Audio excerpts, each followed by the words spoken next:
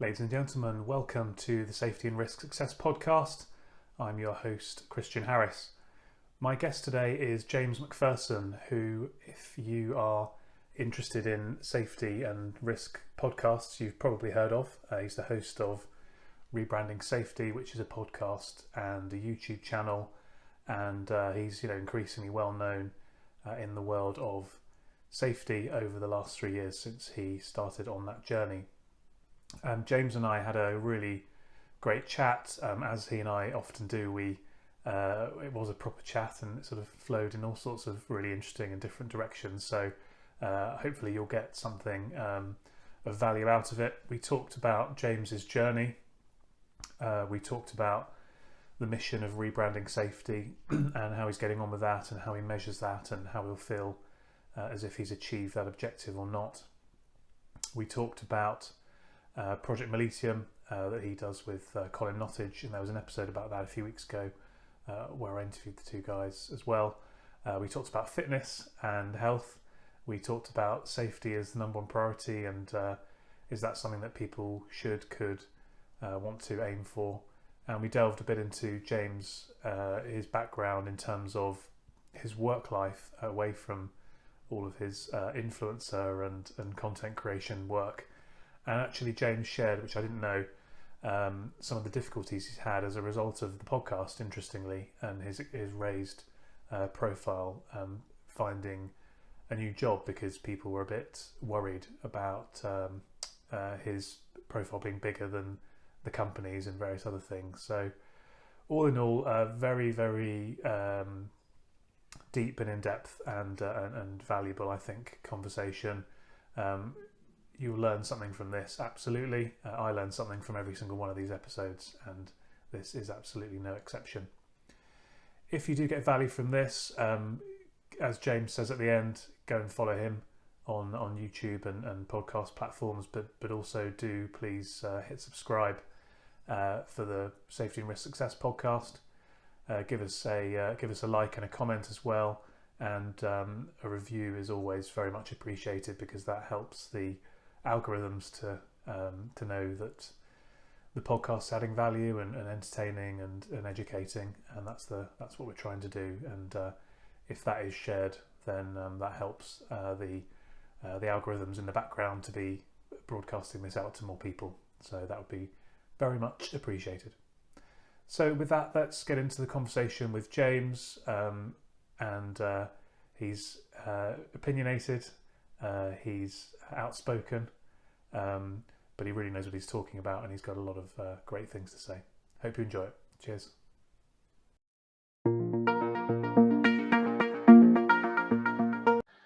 James, welcome to the podcast. Thank you for having me again. Again, yeah, welcome back. I should have said welcome back. Yeah. So I've finally given in after years of needling, because I was the first ever guest on your podcast. Eventually, I have reciprocated. Well, I was offended that I wasn't the first ever guest on your podcast. I know. You didn't. I think really. I have a feeling I did reach out to you. You said that when I called you on it before, and then I was like, do you know what? That is quite possible. I'm really bad at keeping track of people messaging me. But I can't be too critical, because right now you're chasing me for something. Yeah, that's true. With other work things. It's a what do you call it? It's a perpetual cycle. If I'm chasing you, next month you'll be chasing me for something, and we'll just keep going like that. Yeah, well, that's okay. Although you're pretty fast on your bikes, I don't know if I'll catch you very well. But no, well, I don't know. New bike's a bit quicker than the old one, but I'm still unfit, which doesn't matter what bike I'm on. Yeah. Oh, I'm massively unfit at the moment. My wife's been doing really well. She's been hitting the treadmill and doing various exercise videos, and I'm starting to feel a little bit guilty. Is guilty the right word? Because it doesn't really affect. I just feel a bit, guilty is the right word, or kind of. It makes you more aware of your lack of exercise and fitness, doesn't it? Yeah. I've been with my wife 10 years, and I've always been the one that's better at like getting up, going to the gym, going on the bike. I've always quite enjoyed exercise. But the last few years, like I'm doing so much, like my brain doesn't have the capacity to even think about going on the bike or going out for a run or something. I just do not want. And then there's dinner. Like if dinner's not decided, this sounds really kind of old fashioned, kind of sexist in a way, but like I am so bad. If dinner's kind of, if we haven't decided what we're having for dinner and I get downstairs, the idea of having to think about dinner, I'm just like, just get a takeaway. Yeah, I'm a bit I like don't that. even want to think about it. But my wife's doing really well now, which so we've flipped. It used to be me. I was like on eating nuts and stuff, and just like really like I wouldn't eat snacks. I'd just be really good, fruit, nuts, all that stuff. Lived on it, and I was proper fit. And then I've lost it over the last couple of years, and my wife's got so much better, and now I'm so aware of like how unfit I am now. Yeah, I was very into training when we met. Actually, when my wife and I met, and I find for me that I'm a bit like this generally. I'm a little bit obsessive about stuff. So when it comes to training or running or whatever, unless I kind of feel as if I'm going to be fully committed to it and I'm going to be doing it 3 or 4 times a week and I'm going to be able to see my progress and track it and improve and and sort of feel like I'm doing it well, I kind of don't want to do it, if that makes sense. Yeah, I'm like that. I'm a bit like that. 110% or nothing. Yeah, which actually is wrong, really. It's good in some sense Yeah, because you've probably got all the success you've had for that, but on the same side, sometimes things just need 20% would have been good or good yeah, enough. yeah. I mean, I think since COVID, I have put weight on because I think I've been eating more healthily because when I was traveling around the country, you end up eating pretty badly. Crap. Yeah. I I'd probably I'm probably drinking alcohol more frequently, but in less of a volume than I was because before I might go out and have Yeah. a few drinks, a couple of times a week, whereas now I'm probably drinking more regularly.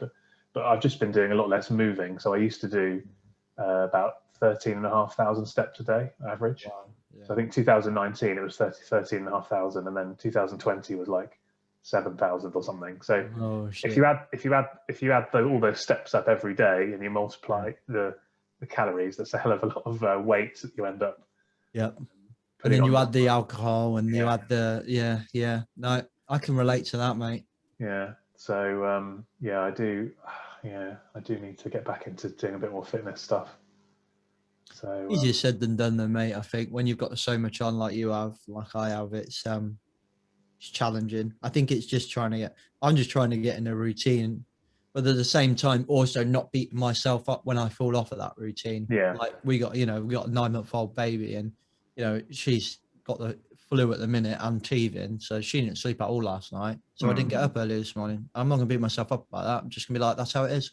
Yeah. Tomorrow I'll try again and keep going, just one day at a time. Yeah. Interestingly, in my business life, I've kind of flipped my brain probably in the last 2 years a bit more around being directionally correct and actually A, directionally correct, and B, done is better than perfect. So I probably have actually switched something in my brain that I could latch onto. Doing something is better than not doing anything. I really like one of my members at Project Mollitiam said something which I've quoted him nearly every day since I heard him say it. Sometimes better is better than best. Yeah. And I was like, yeah, that's good. I'm stealing that. And then there's other ways to say it: minimum viable product and perfection is the enemy of progress and all that. But I just really like alliteration. And so better is better than best. Just sits with me. And I'm like, yeah, that's so good. And we could use that in safety so much. Always strive for best when we probably can't really achieve best. So would it not be better to just have better? Yeah, I talk about that a lot with people, that safety and risk, I always say, is like an infinite ocean that you can never swim across it and get to the other side. You've just got to keep swimming and keep moving in the right direction. And there's going to be currents and tides and obstacles and whatever, but you've just got to keep trying to go in the right direction, I suppose. Yeah, it's an emergent property of work, really. I think when we think about it as this thing that we add on to work, I don't think it helps. It's something that happens in the moment at work that we try to influence, or we try to, we try to influence, but by designing something out, or kind of trying to create an admin structure around it that influences the person or the human in that moment. Yeah, it's interesting, isn't it? Well, that was an interesting start to the there you go. Fitness and solving life's big problems. But philosophical. This is the safety and risk and philosophy podcast. Yeah. Probably much more of a bigger market for a philosophy podcast. Though I suspect market's cornered. There's a really good philosophy podcast called Philosophize This, I think it's called, or Philosophize This. There you go. And he started he started like 2018 or something like that. Been going 2 years, and then it was like winning awards in year 2. Like one of the biggest podcasts out there, because Joe Rogan was quoting him and stuff like that. And it was just like, no one really talked about philosophy, and this guy was just like, I love philosophy, and this is what my degree and master's and PhD is in. I'm going to do a podcast on it. He did it, and the world was just like, oh my God, this is so good. And I did one that I interviewed on Rebranding Safety, Simon Cassin, who's like a safety, I call him the safety philosopher. He's just a philosophy geek. He's doing a degree in it now, I think, but he just loves it. So very book smart, and he just gets philosophy, and now he's applying it to safety. And I interviewed him, and it like shot up the rankings of my podcast. Like, it's one of the most popular ones, and it's only like maybe a year old now. Don't know, maybe not that old, but yeah, one of the newer ones anyway. Yeah. Well, it's interesting, isn't it? Because you, I think sometimes you kind of can be a bit sort of pigeonholey and a bit niche, and actually sometimes elevating above kind of the main topic into something a bit broader, it kind of opens things up to a wider audience a little bit, doesn't it? Yeah, it's hard. I mean, they say, like, if you do any research into kind of YouTube podcasts, they all say like the riches are in the niches, because that's how they say niche in America. But the riches are in the niches, and I think they're right. I think there is power in a niche. You can really deliver value and make a profitable business off a very small niche of people via YouTube, whatever kind of social media, blah blah blah.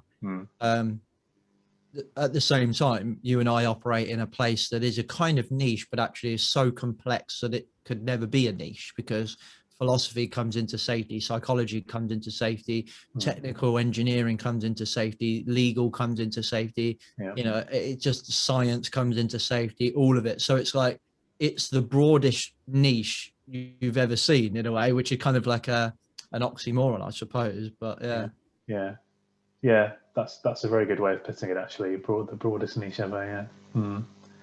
Well, that means there's plenty for us to talk about, so that's good. Definitely. Never run out of things to say in this space. No, exactly. So if people haven't heard of you, James, which might be unlikely, but do you want to just give a quick overview of kind of a bit about your background and what you do? You say it might be unlikely. I think it's quite likely that people haven't heard of me. But no, wait, did I say that right? Basically, I'm not saying I'm not famous. You say that like I'm famous. I'm not. Well, it'd be awesome if I was. But I think you're relatively famous in the broad niche of safety. Yeah. So my name's James MacPherson. I have my fingers in a few pies. By day, I'm the head of health, safety, and environment for the Glass and Glazing Federation, which is the largest trade association in the UK, obviously representing the glass industry and the glazing industry. And then by night, I suppose I run a YouTube channel and a podcast called Rebranding Safety, which is pretty cool. And then I have a little side venture called Project Mollitiam, which is a membership kind of mastermind community for people operating in the safety and risk space, which is about 3 months in and growing quick, scarily quick, actually. Yeah, and Colin Nottage, who's your co-director or founder or whichever the right term is of that, and you joined me a few weeks ago to talk about that, and so it's going well, is it, so far? Yeah. Me and Colin have a meeting every Saturday morning. Actually, we have one just before this call. But yes, it's growing scarily quick. I mean, the numbers are actually small, but considering where we were 3 months ago, which was zero, we got like 20 members now. Two just going through application now, two more, and then like talking to some companies around corporate memberships and some other stuff that we're working on as well. But mostly, put the numbers aside, mostly, Christian, it's actually just the feedback we're getting from the members. Like they're just loving it. Yeah. They're just absolutely loving it. And the feedback, we just surveyed them all after our first wagon wheel.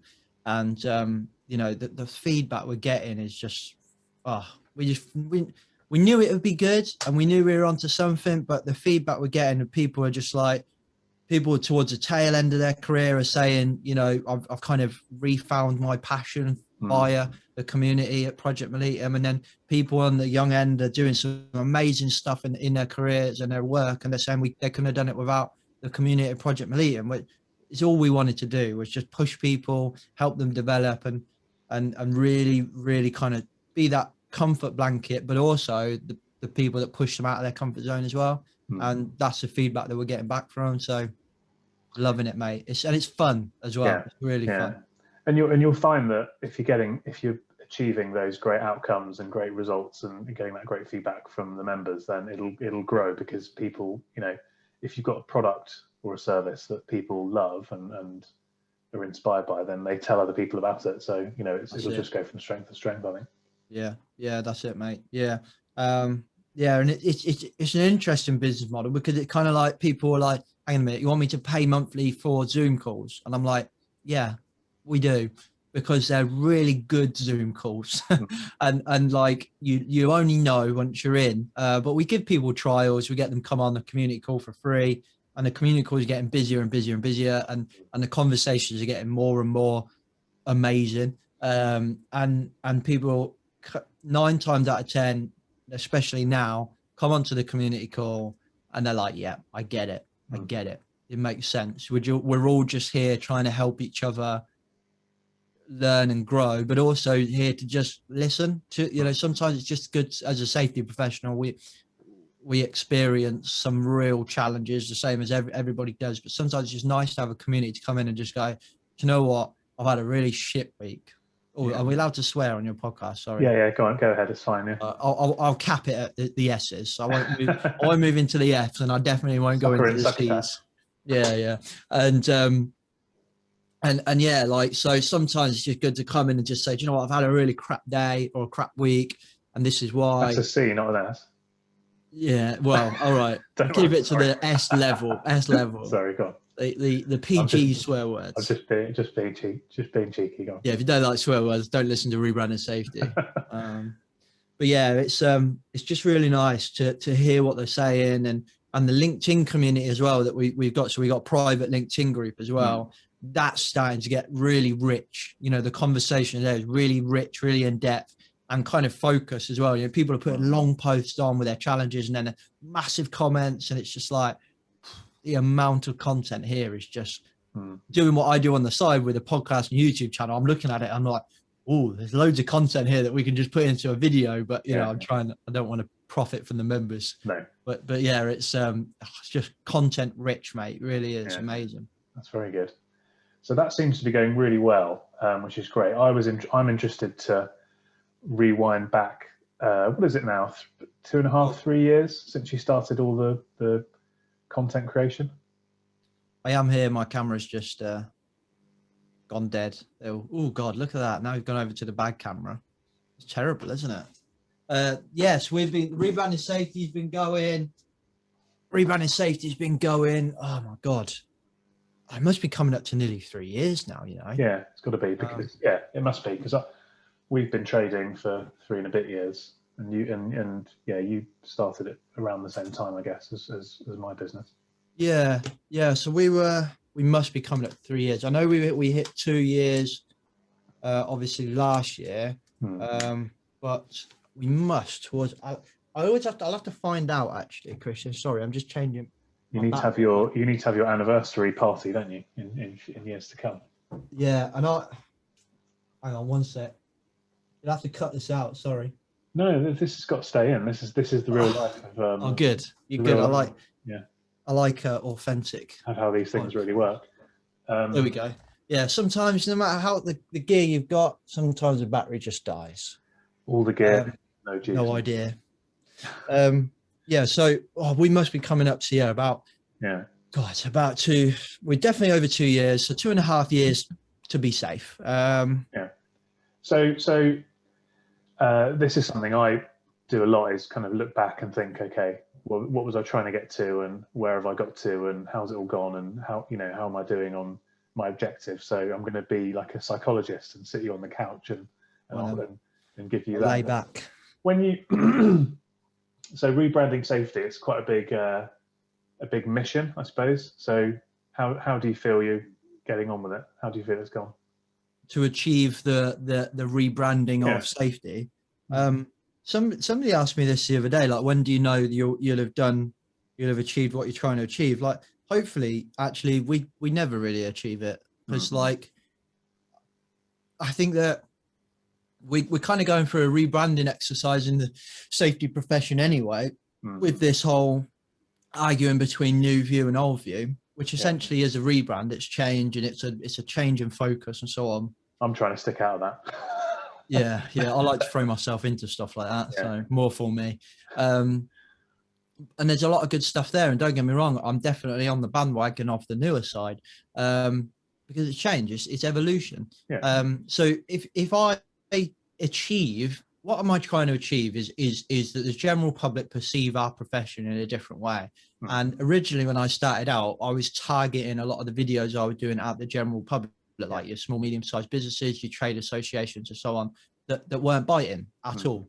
And I was really struggling for a bit, and then realized that a lot of the people that were watching our videos were new safety professionals, and then kind of stumbled on it via a saying, which I say all the time now, kind of be the change you want to see. So I just thought, well, I'll just help people be the change that I want to see, and mold the future safety profession, which is why Project Mollitiam works so well for me as well. And essentially what I thought is, well, I actually just need to change the way that we act as a safety profession, which then will ultimately eventually change the way that we're perceived. But then the way that we're perceived will be, let's say, if whatever we are now, this new view, which is a more kind of sociology, kind of psychology, human factors view on safety. I'm a strong believer that in 10 years time, after we get to the point, let's say in 5 years time, we'll get to the point where the common perception is that safety is very it's actually non-technical. It's more social, it's more psychological, it's more human factors stuff. In 5 years time, we get to that. That's what people perceive our role as. Okay, that's what we wanted. We've achieved it, done.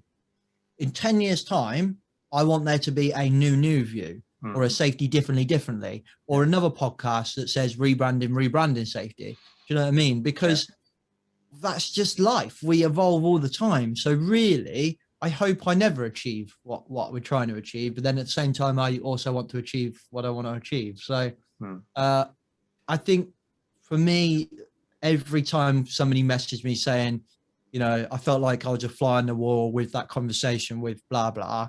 And I got something out of that podcast. Thank you very much. Or that video. Thank you.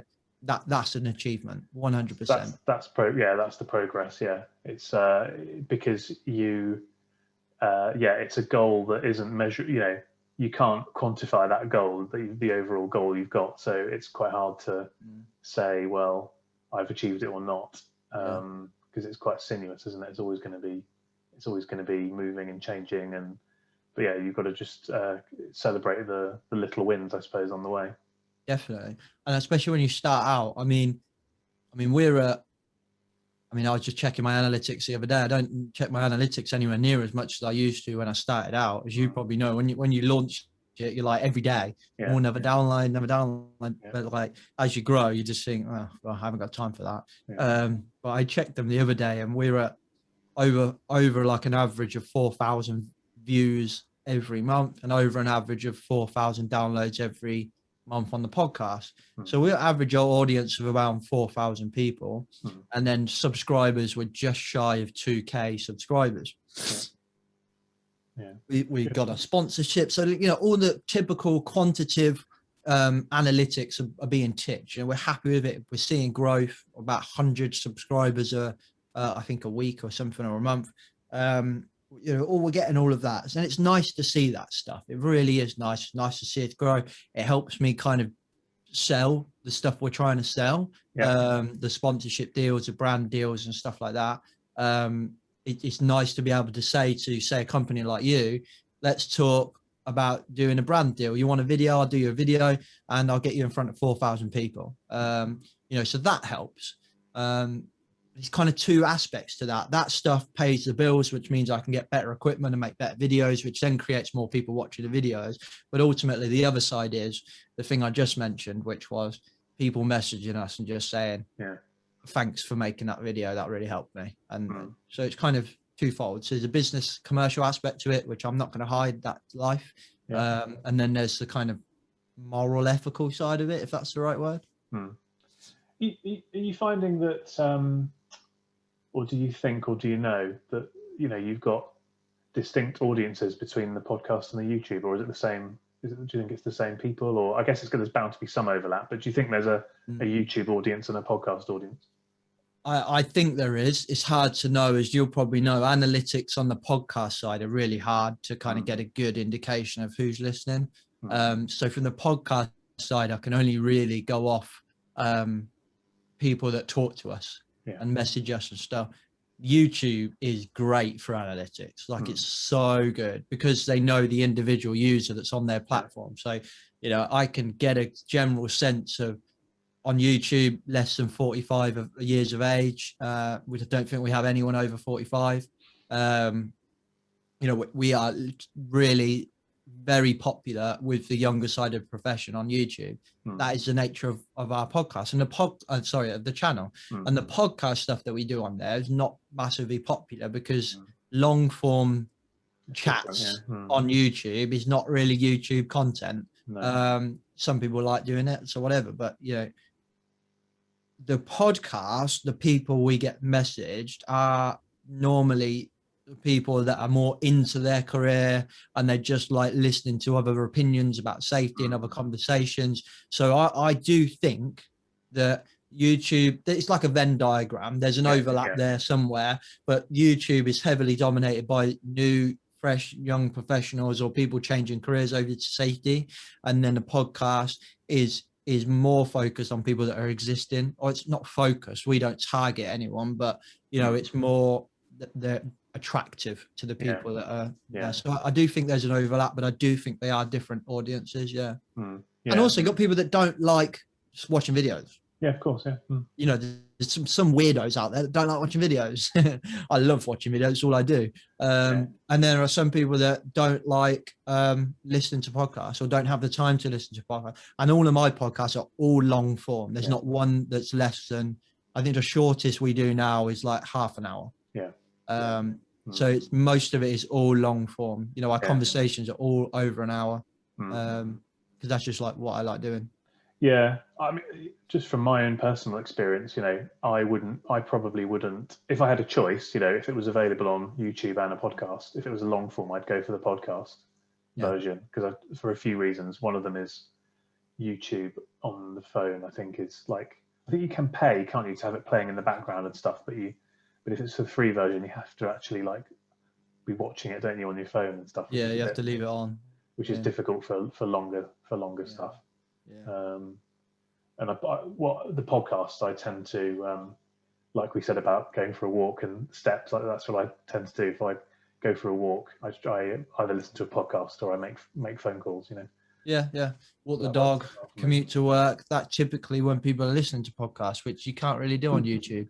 No, and I'm listening to fewer podcasts since the pandemic actually, because I used to listen to podcasts, driving. I put them through the speakers or on the train journeys and things like that, which obviously I'm doing many fewer of now. So I'm probably listening to less audio. than I did, which is a shame because, as you said earlier, there's all sorts of interesting things out there to Oh, you listen learn to. so much. Yeah. Yeah. I've been listening to one thing I have been listening to is Jacob Rees-Mogg has been doing a podcast, and He hasn't, has he? yeah, he has. But it's not political at all. It's called Why Parliament Works, and it's all about the British Constitution. So he interviews historians, and he's interviewed like the Speaker of the House of Commons and MPs Oh, that's pretty cool. parties, and yeah, it's actually really, really interesting. I thought it'd just be like him talking about how the upper class are better than everyone else in the world. no, nothing like that. Nothing like that. I don't think I'd be too keen on listening to that. I know, right? That's what I thought. I was like, oh God, I don't think I could listen to him. No, but he's give it. If you're interested in politics, I'd recommend giving it a go. What's it called? Just Jacob Rees-Mogg? No, it's called Why Parliament Works. Oh right, yeah, you did say that. Sorry. Let me get that on the phone.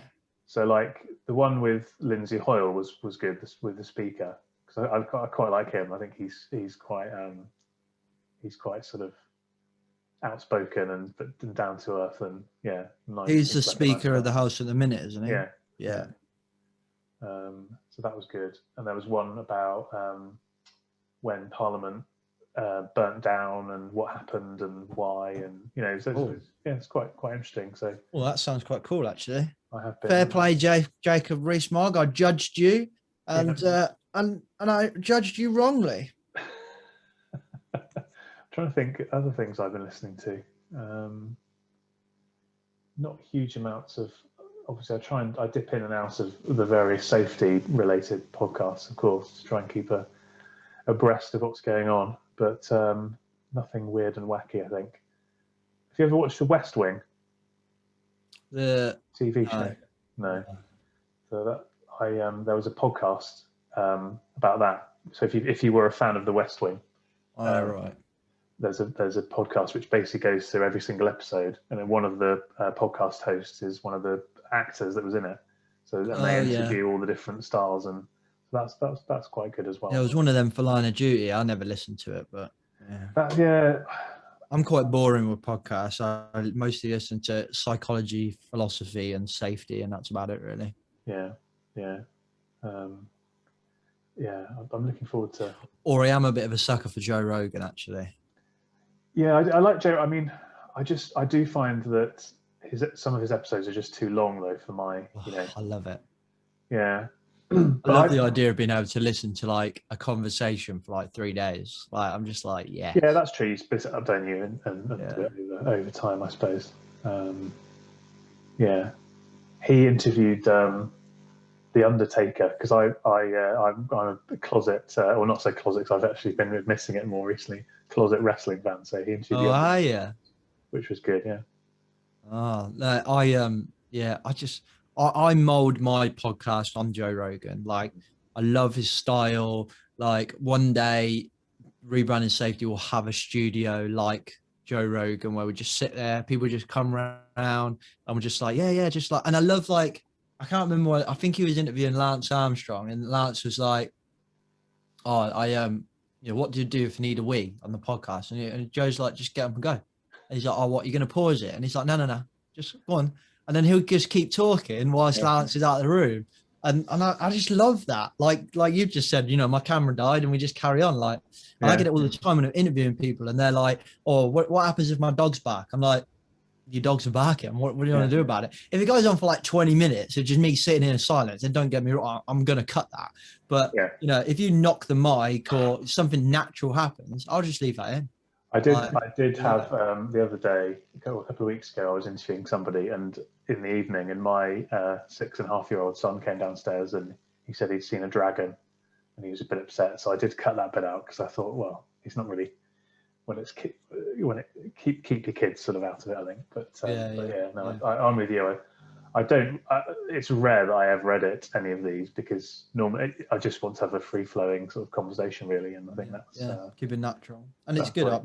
Personally, that's what I like. I don't like overly edited stuff. The videos are different. We edit the shit out of the videos, but the podcast, I like to keep it as emergent and real as possible. Yeah. So, Mollitiam going well, podcast going well, seems to be going well as well, because you've relatively recently changed jobs, haven't you, to the GGF? I mean, have you found that doing the all the content stuff has kind of shaped the career movements you've had and choices you've made as well? Well, do you know what? It's really interesting, actually, question, because I think it shows exactly what's wrong with the safety profession and specifically recruitment within the safety profession. And this is not a dig at the recruiters, because most of the ones I speak to are trying to fix these problems as well. But actually, fundamentally, before I was moved to GGF, where I am now, the podcast was more of a hindrance to getting a job, if I'm honest, and it was really hard. I was in a job before in an industry that was just horrible, if I'm honest. The housing sector is just horrendous, and it was in a mess. And for the first year and a bit of that job, we had such a great team, and we were just doing some amazing work. And then, like, overnight, it was horrendous, and we were all just stressed and depressed, really. I probably should have gone to the doctors, really. And we were trapped in this job, and we were being bullied by the new managers and the directors, and it was just horrendous. It was horrendous, and I was stuck. I couldn't get a job. And my head of safety, who had left, he offered me a job where he went, and then so he had a director above him. And then the director said, "Oh, we're not employing anyone without a diploma." And I was just like, I've got more experience and knowledge of everything that you're asking for. I tick the boxes and more, but just because I don't have that certificate, because fundamentally, because no one's paid for it for me, and I didn't have the money to pay for it myself, is the only thing that's held me back. And they were like, "Yeah, we're not employing people without it." And even, my old boss was frustrated by that, saying we couldn't get that. And then back and forth. And at that time, I'd purchased the qualification myself, and done it. And I was halfway through it, and they said, "Look, let's talk again when you've finished." And I was like, "I don't really want to. I'll get another job, I suppose." And I couldn't. In that time, the same thing. People were like, "Oh, you kind of swear a bit too much in the podcast. Maybe it's not professional. We don't really want to employ someone like that, or this company sees it as a threat to their brand, or to have someone with a bigger following as what they might have as a company, depending on the company." So it was a really challenging time. And long story short, that company then reapproached me a few months later, after just a horrible time, and they said, "How are you getting on with your diploma?" And I was like, "Nearly finished." And then they were like, "Right." So they offered me a job. Letter was in the post. COVID lockdown hit. Recruitment freeze. Sorry, no job. So I'm like still stuck in this job where me and the whole team are just depressed and stuck at home. And I was like, "Oh my God." And then out of nowhere, mid-tiered system, when we were in the tiered system, it's probably mid towards the end of that, maybe. I just saw this job come up, and it was really vague, but it was like, the interesting thing that pricked my ears was like, it wasn't asking for a specific area of experience, which was another thing that was holding me back. Like, I've got a really diverse background. So started in manufacturing, then healthcare and housing, and extensive fire safety experience. People didn't like that. I was trying to get back into manufacturing, and they were like, "No, we want someone that's been in manufacturing for 10 years. And I'm just like, "But there's stuff I've learned in healthcare that you will never know unless you employ somebody from healthcare." So I had all of these things, which I actually thought was a benefit. The years of experience, the diverse background, and the podcast exposing me to all these people that are doing amazing stuff, and the kind of the knowledge of running kind of a mini business with the YouTube channel and stuff. And it was all acting as a hindrance, all of it. And I couldn't get in anywhere. And then out of nowhere, this job pops up, and it was like experience required in manufacturing, construction, something else or something else. And I was like, "What kind of job is that?" So I just applied for it, rang the recruiter, who I happened to know anyway, and was like, "What's this job?" And he was like, "Actually, I literally just got off the phone to him yesterday, and they've restarted looking for this job. And he was like, actually, I think you'd be perfect for it. And that was GGF. And my boss loved the podcast, and he was like, you know, to a matter of fact, he's telling our members now, can I tell them about your podcast? I'm like, yeah, it's more the merrier, mate. You know, so he sees it as a benefit, and he likes it, and it's a, you know, he kind of gets it as that's the future of how we operate, and he sees it as a benefit. Be like, God, James is connected to all of these academics, which are normally behind thousands of pounds worth of paywalls, which I get for free just because I want to promote their work. And he saw it as a benefit. But for nearly a year, Christian, I was really low and really struggled. And now, loving the day job, loving it. Yeah, that's interesting. I didn't know that because we hadn't spoken about that period before. So I didn't bring that up because I knew that's the answer you're going to give. I was actually just interested to know. But it's a shame, isn't it? Because, like, I don't know, don't you want people to put themselves out there, and don't you want people to grow and develop and do? I think people say they do, or they think they do, some brands, but then I think 9 times out of 10, I find it's the board or the top of the business. They want that stuff. They want you to be out there, and they want people to think outside the box. It's the bits in the middle, the people that are responsible for that middle management level, the direction of the company. They feel nervous, or they feel like it's a risk, and that they're going to be held to account if James says something on the podcast, which GGF or a member or customer of your company take to offense. But we kind of when I started at GGF, coincided with us partnering with a kind of hosting company called Safety FM anyway, in which I'd said to him, like, look, they have disclaimers on a lot of the podcasts that they run, and he said, look, our advice is that you put a disclaimer on the front. And I said, to be honest, I was thinking about putting a disclaimer on it anyway to protect me with my day job and to protect my day job, just to say, look, because I'll interview anyone, mate, you know, and the more controversial, the better. So, you know, I don't want someone come on and to say something that even if I disagree with them in the conversation, my listeners might disagree with them even more. I don't want that to affect my job. So I'm very upfront with my boss, and we have a really good relationship about it. But yeah, it was all when we were doing that panel for the COVID stuff. And if my wife kind of looked back on some podcast stuff the other day, and she was like, I can really tell that you're down, James, like, because she can see it, she knows me. And even if I look at it, I'm like, yeah, I can really see I'm struggling there. And it's just a bit of a front that I'm putting on, because the recruitment of safety professionals and the way that we were treated in that old company, that's why safety needs rebranding, because actually safety needs to be much higher priority, and, you know, it needs to be strategically at the top of the list for the boards, and you don't want sort of kind of stuffy tick box exercise people trying to do it. You want people that are going to get stuff done. I think you need all of the above, Christian. I think for me, I agree with everything you're saying, but I think that when we go to this, like, I was in this conversation the other day, I can't remember who I was talking to, and it was the quarterly co-host stuff, which is actually coming out on Monday, but this has been recorded on Saturday, but so Monday 19, what were it, 21st, and we had a CEO on there, so we're doing this like quarterly co-host section where we're kind of getting someone in.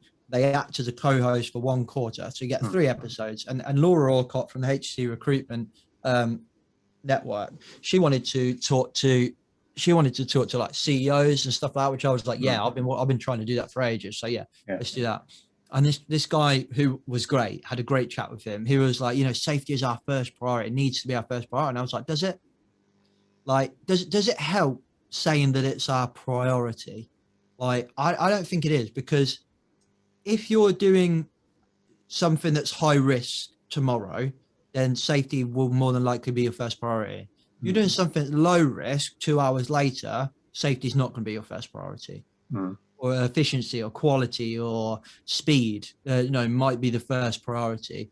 And then for the most people, most jobs, safety is an equal priority to speed, efficiency, and quality. but ultimately a company needs to make money. So really, let's not lie to ourselves. The first priority is making a profit, because if that's not our priority, we'll go out of business. And I think a lot of safety professionals do very well to understand that it's not beneficial to say safety is the first priority. And that feels wrong. And it took me many years to get that into my head. And it takes a lot of conversations around that are really uncomfortable.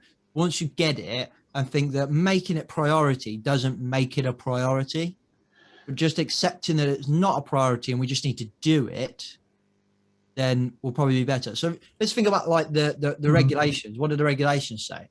The regs do not say safety is must be your priority. They say reasonable and practicable.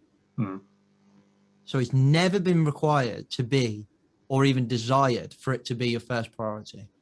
Yeah, but then I suppose the converse argument to that is that if you take the long game and you fully appreciate and understand the plethora of benefits that having safety is a very high priority, I'm not saying number one, but being a very, very high priority can bring. So making people feel safer, which means that they stay in their job longer, they work harder, they're more productive, they're more efficient, you get better outcomes from your work, you get therefore more profit, which is pulling back into that, and then you can grow and develop. And if you're playing that long game, then I think, and that's, to me, that's the kind of point that I try to make to people is, if you're playing the short-term game, then it's impossible to have safety as your number one priority, because you can't make that happen straight away. But over the long term, I think if you do embrace it and really be proactive and measure it and and all that good stuff, it can bring massive benefits. Yeah, I see, and this is where it gets hard, because I don't disagree with anything you've just said, but I just don't think it's beneficial to say safety is our first priority. So for example, if I went to a company tomorrow, right, and they said safety is our first priority, right, and it genuinely was, so safety was the ultimate key deciding factor in every single decision they made, then it's not a platitude, and I don't have a problem with it. Yeah. Maybe I don't agree with it, but I don't have a problem with it. Which was the Alcoa example. Yeah. Or, not that I was living it and breathing it, but I've spoken to people that were there, and they say that was what happened. And obviously they had massive success, didn't they? Yeah. I think that, look, my it's not my way or the highway. All of these work. Like, it's the same with all this new view argument. Like, which one should I do? Should I do HOP or behavior-based safety, or should I be resilient? So why take one? Take them all. And the safety science is based on really averages. You do a research and you take an average result, and then you make a judgment based off that. And on average, safety as our first priority is a platitude, and therefore 9 times out of 10 creates unintended consequences. Yeah. Does that mean that it doesn't work for everyone? In my opinion, no. And I'm not a scientist. I'm just a podcaster, just a YouTuber. I'm nothing special. Yeah. But I think for me personally, like, I don't want my company to say safety is our first priority.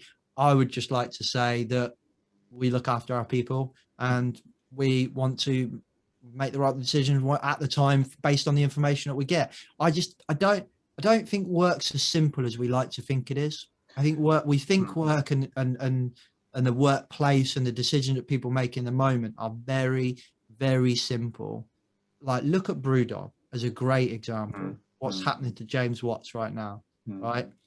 They've led the way as ethical and moral, kind of sustainable companies, right?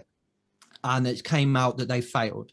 Now, I'm having this conversation in Project Mollitiam nearly every day on our LinkedIn group or in our calls, and I'm like, all of us are so keen to just say, oh, look at Brewdog, they're not what they say they were. Their failure is so much worse because they've pitched themselves as this moral and ethical company. But for me, I'm like, so if I say that safety is my first priority, does that mean I can never fail at safety? But how do we learn? We learn by failing and then learning. And also we learn by learning from success as well. But we learn by failing ultimately. Yeah. So James Watts and Brewdog have said, or they've not said it outright, but they've definitely made people think that the ethical business and the moral and sustainability values of their business is their first priority. And they failed in that aspect. And then people jump on them and jump down their throat, which I don't think is helpful. I think we should allow them to fail, allow James to respond as a leader like he has done with his letters, and then we judge him on how much he learns, and then he'll fail again and he keeps learning again. So I just don't think the platitudes help. Just like just crack on. Like I think it's hard to judge this because obviously you don't know what's going on in someone's head, but I suppose platitude is a good word, because if you say, you know, safety's our number one priority, but then you don't actually live it and breathe it, well, then it's just a waste of time. If you say safety's our number one priority and you really do your best to try and achieve that, but you still don't, you have some failings, well, then that's fine, you know. And it's when people say, you know, and I don't, who knows about Brewdog, but you know, there's probably more evidence to say that that is what they wanted to do, and they haven't quite reached the high bar they set themselves, than they were lying about it, if you know what I mean. But so, and that's the difficult thing, isn't it? You don't really know what's going on in someone's head and what they're really thinking and what their real motivations are. I mean, we were talking a bit about that off camera, about people's motivations and stuff. So you just don't really know. But I think it's you're better off to, you know, it's about being clear and credible in what you're saying. So you're better off to say, you know, safety is important to us, we want our people to be safe, than you are to say safety is our number one priority when you can't, when in reality it isn't. Yeah, like I'd rather maybe it's not necessarily what we say, it's more how we say it. Like I'd rather a company say we care about our people, and that is a deciding factor in how they make decisions. But ultimately, if you say we care about our people, that's slightly different than saying our people are our first priority.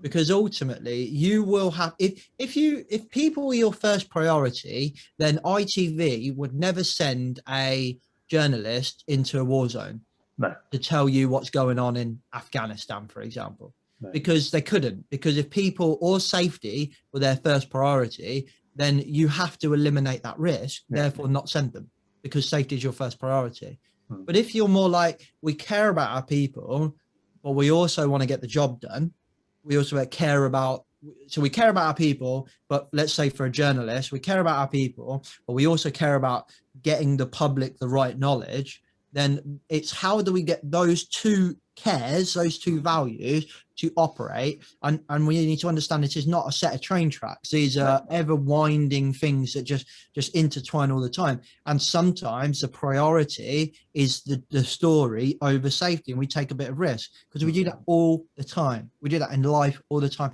Kids do that as they grow. Safety is not their first priority, and that's how they grow up. They take risks.